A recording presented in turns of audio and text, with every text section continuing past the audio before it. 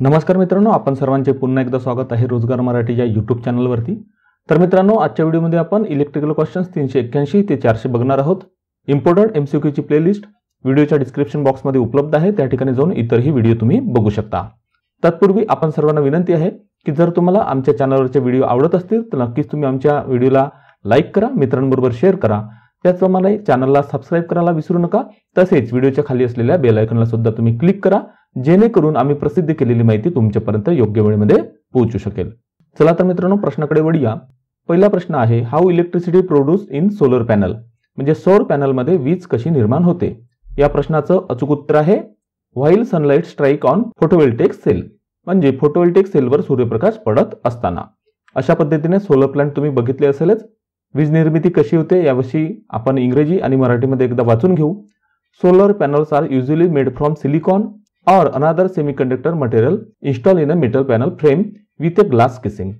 When this material is exposed to photons of sunlight in bracket very small packets of energy, it releases electrons and produces an electric charge. म्हणजे solar panel सामान्यतः silicon किंवा काचेच्या आवरणासह metal panel frame मध्ये स्थापित केलेल्या दुसऱ्या semiconductor सामग्रीपासून बनवलेले असतात। जेव्हा ही सामग्री सूर्यप्रकाशाच्या फोटॉनच्या संपर्कात येते, कंसात दिलेले आहे ऊर्जेचे खूप लहान पॅकेट्स, कंस बंद, तेव्हा ते इलेक्ट्रॉन सोडते आणि इलेक्ट्रिक चार्ज तयार करते। तर पुढील प्रश्न जाणून घेऊ। पुढील प्रश्न आहे, what is the reason for having low backup time in UPS, म्हणजे यूपीएस मध्ये कमी बॅकअप टाइम असण्याचे कारण काय आहे। यूपीएस विषयी हा प्रश्न आहे।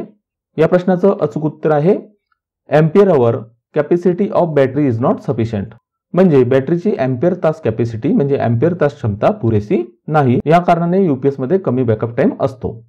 पुढील प्रश्न आहे, what is the advantage of AC drive compared to DC drive, म्हणजे डीसी ड्राईव्हच्या तुलनेत एसी ड्राईव्हचा फायदा काय आहे। या प्रश्नाचं अचूक उत्तर आहे installation and running cost is less, म्हणजे स्थापना आणि चालवण्याची किंमत ही कमी असते। पुढील प्रश्न आहे, which relay hold their contacts in position after power is cut off, म्हणजे पॉवर कट ऑफ झाल्यानंतर कोणते रिले त्यांचे कॉन्टॅक्ट्स पोझिशन मध्ये ठेवतात। या प्रश्नाचं अचूक उत्तर आहे करंट रिले, म्हणजे करंट रिले हा पॉवर कट झाल्यानंतर त्यांचे कॉन्टॅक्ट्स पोझिशन मध्ये ठेवतात। पुढील प्रश्न आहे, एसी ड्राईव्ह मध्ये आयजीबीटीचे कार्य काय आहे। What is the function of IGBT in AC drive. सर्वप्रथम आयजीबीटीचा लॉंग फॉर्म आपण बघून घेऊ। आयजीबीटी म्हणजे इन्सुलेटेड गेट बिप्लर ट्रान्झिस्टर। या प्रश्नाचं अचूक उत्तर आहे, म्हणजे एसी ड्राईव्ह मध्ये आयजीबीटीचे कार्य काय आहे, तर मोटरला दिलेली शक्ती नियंत्रित करणे, controls the power delivered to the motor, हे एसी ड्राईव्ह मध्ये आयजीबीटीचे कार्य आहे।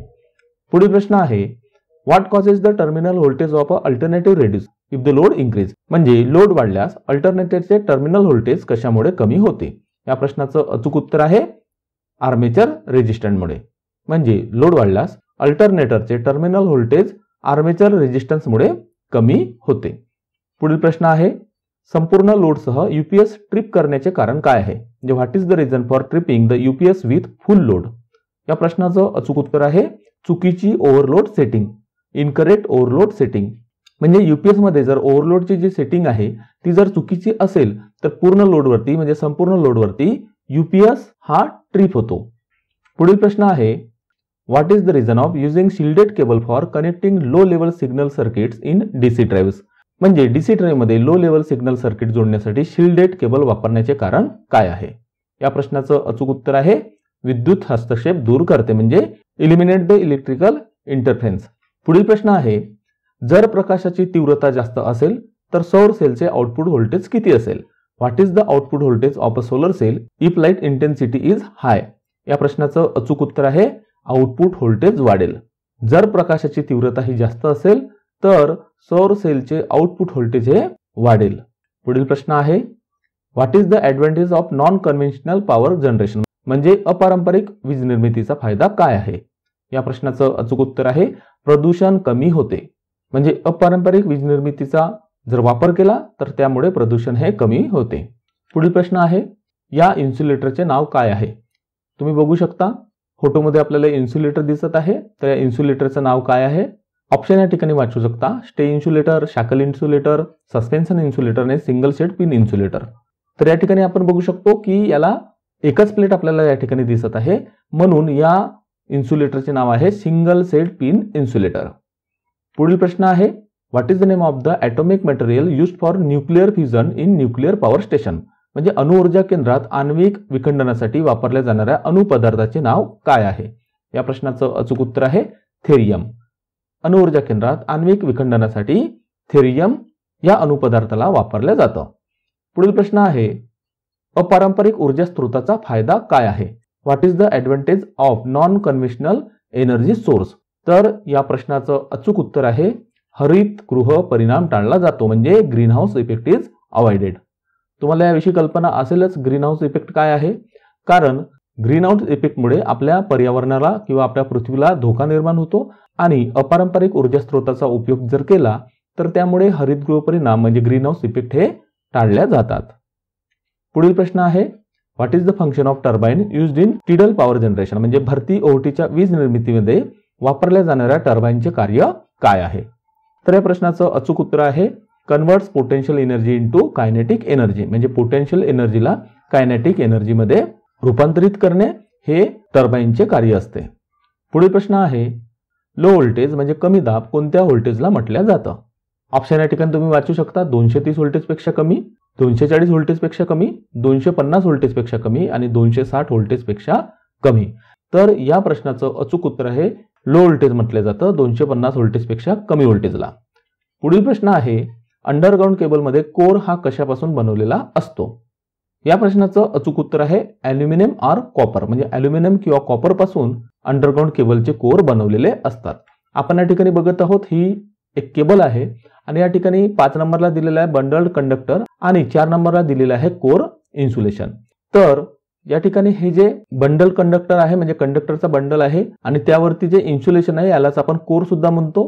3 फेज केबलमध्ये RYB रेड, ब्ल्यू आणि येलो या 3 रंगाचे 3 फेज करता कोर असतात आणि एक न्यूट्रल करता काळ्या रंगाची कोर असते आणि त्यावरती जे प्लास्टिकचं आवरण असतं त्याला कोर इन्सुलेशन आपण असं म्हणतो. आणि त्यानंतर अशा पद्धतीने स्टीलचे आर्मर असतात केबलवरती. जर तुम्ही बघितलं असेल किंवा नसेल बघितलं तर तुम्ही लक्षात ठेवा की या कोरच्या वरती एक आवरण असतं आणि त्या आवरणाच्या वरती स्टील आर्मर असतात आणि त्याच्यावरती वेदरप्रूफ कोटिंग असते जे आपल्याला बाहेरून दिसतं ते. ठीक आहे. तर अशा पद्धतीने जे कोर जे असतात ते कोर आपल्याला जास्तीत जास्त ठिकाणी ॲल्युमिनियमचे बनवलेले दिसतात कारण आर्थिकदृष्ट्या ते सर्वांना परवडत नाही. पण बऱ्याचशा कंपन्यांमध्ये बऱ्याचशा ठिकाणी कॉपरचे सुद्धा कोर वापरले जातात. पुढील प्रश्न आहे ट्रान्समिशन म्हणजे काय. या प्रश्नाचं अचूक उत्तर आहे मित्रांनो विद्युत शक्ती अतिउच्च दाबाने एका ठिकाणाहून दुसऱ्या ठिकाणी वाहून नेणे. यामागील बरेचसे कारण आहेत.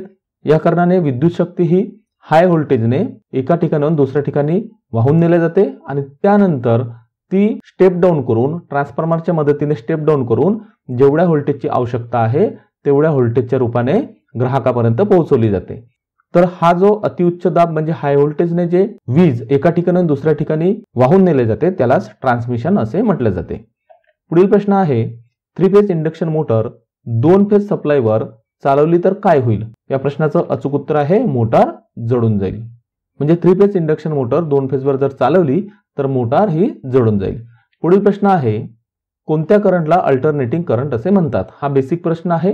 या प्रश्नाचं अचूक उत्तर आहे जो करंट आपली किंमत व दिशा बदलतो त्या करंटला अल्टरनेटिंग करंट किंवा AC करंट असे म्हटलं जातं. पुढील प्रश्न आहे what is the name of line insulator. या लाईन इन्सुलेटरचे नाव काय आहे. या ठिकाणी फोटोमध्ये आपण बघत आहोत. वास्तविक पाहता या फोटोच्या खाली सस्पेन्शन इन्सुलेटर लिहिलेलं आहे म्हणजेच या प्रश्नाचं अचूक उत्तर सस्पेन्शन इन्सुलेटर आहे. पण परीक्षेमध्ये तुम्हाला अशा पद्धतीने फोटोच्या खाली नाव लिहून आलेले नसणार तर आपल्याला समजून घ्यायचं आहे. आपण या ठिकाणी बघत आहोत मित्रांनो हे जे इन्सुलेटर्स आहे ते इन्सुलेटर क्लिपच्या सहाय्याने एकाला एक जोडलेले आहेत आणि या ठिकाणी खाली पिनच्या सहाय्याने कंडक्टर जोडलेला असतो. तर हे जे एकाला एक जोडलेले जे इन्सुलेटर्स आहे या टाईपच्या इन्सुलेटरला सस्पेन्शन टाईप इन्सुलेटर असे म्हटले जाते. तर अशा पद्धतीने आजच्या व्हिडिओमध्ये मित्रांनो आपण प्रश्न क्रमांक 381 ते 400 बघितलेले आहेत. त्याचप्रमाणे आपल्या चॅनलवरती इलेक्ट्रिकल लॉंग फॉर्म 150 प्रश्न, इलेक्ट्रिकल सिम्बॉल्स, त्याचप्रमाणे तांत्रिक प्रश्नाव्यतिरिक्त आणखी कोणकोणते प्रश्न कशा पद्धतीचे प्रश्न येणार आहेत त्याच्याविषयीची माहिती, एक्झाम पॅटर्न आणि विविध प्रश्न आणि उत्तरांचे व्हिडिओ सुद्धा उपलब्ध आहेत. तर आपण सर्वांना विनंती आहे की तुम्ही व्हिडिओच्या डिस्क्रिप्शन बॉक्समध्ये एकदा चेक करा. त्या ठिकाणी प्लेलिस्टची लिंक दिलेली आहे. त्या प्लेलिस्टवरती तुम्ही जाऊन हे संपूर्ण व्हिडिओ बघू शकता. तर मित्रांनो आजच्या व्हिडिओमध्ये तुर्तास एवढंच. आपण सर्वांनी या व्हिडिओची दखल घेतल्याबद्दल धन्यवाद आणि येणाऱ्या सर्व परीक्षांकरता बेस्ट ऑफ लक. लवकरच भेटूया मित्रांनो नवीन व्हिडिओमध्ये नवीन प्रश्न आणि उत्तरांसोबत. धन्यवाद.